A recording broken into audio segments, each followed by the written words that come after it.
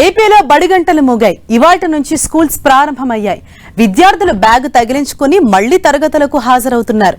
నేటితో వేసవి సెలవులు ముగియటంతో ఇంతకాలం ఇంటి దగ్గర ఉన్న విద్యార్థులు మళ్లీ బడిబాట పట్టారు. నేటి నుంచి రాష్ట్ర వ్యాప్తంగా స్కూళ్లు ప్రారంభమవుతున్నాయని అధికారులు ప్రకటించారు.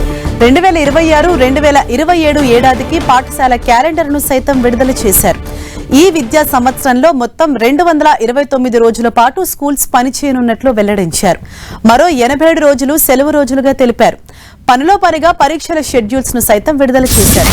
విద్యార్థులు ఎంతగానో ఎదురు చూసే పండుగ సెలవుల వివరాలను కూడా ప్రభుత్వం ఈ క్యాలెండర్లో ప్రకటించింది.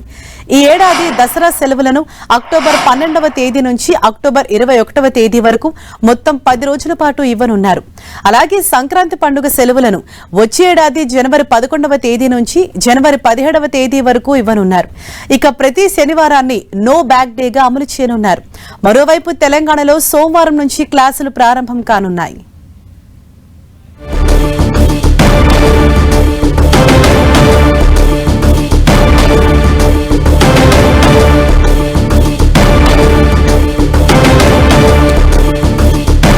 ఏపీలో స్కూల్స్ రీఓపెన్ అయ్యాయి. దీని గురించి మరింత సమాచారాన్ని మా ఏలూరు ప్రతినిధి శ్రీనివాస్ మనకు అందిస్తారు. రైట్ శ్రీనివాస్, ఇవాల్టి నుంచి స్కూల్స్ మళ్ళీ రీఓపెన్ అయ్యాయి కదా, సో ఈ ఇయర్ కరికులం ఏ విధంగా ఉంది? వేసవి సెలవులు ముగిసిన తర్వాత ఈ రోజు మొత్తం విద్యార్థులంతా కూడా పాఠశాల బడిబాట పట్టడం జరిగింది. బడి గంట మోగే సమయానికే విద్యార్థులంతా కూడా పాఠశాలకు చేరుకున్న పరిస్థితులు. చాలా ఉత్సాహంగా విద్యార్థులైతే కూడా స్కూల్ యూనిఫామ్లు ధరించి, అంటే స్కూల్ కు వచ్చే టయానికే విద్యార్థులందరికీ కూడా పాఠ్య పుస్తకాలు అలాగే యూనిఫామ్స్ అన్ని కూడా అందుబాటులో ఉంచే విధంగా కూడా ప్రభుత్వం చర్యలు తీసుకుంది. రాష్ట్ర వ్యాప్తంగా కూడా దాదాపు 23 లక్షల మంది విద్యార్థులు ఈ సంవత్సరం పాఠశాలలకు వస్తున్నట్లుగా తెలిసిందే. ప్రభుత్వ పాఠశాలలు అలాగే ప్రైవేటు పాఠశాలలో దాదాపు 37 లక్షల మంది విద్యార్థులు కూడా ఈ సంవత్సరం విద్య అభ్యసిస్తున్నట్టు కూడా ప్రభుత్వ గణాంకాలు కూడా చెబుతున్నాయి.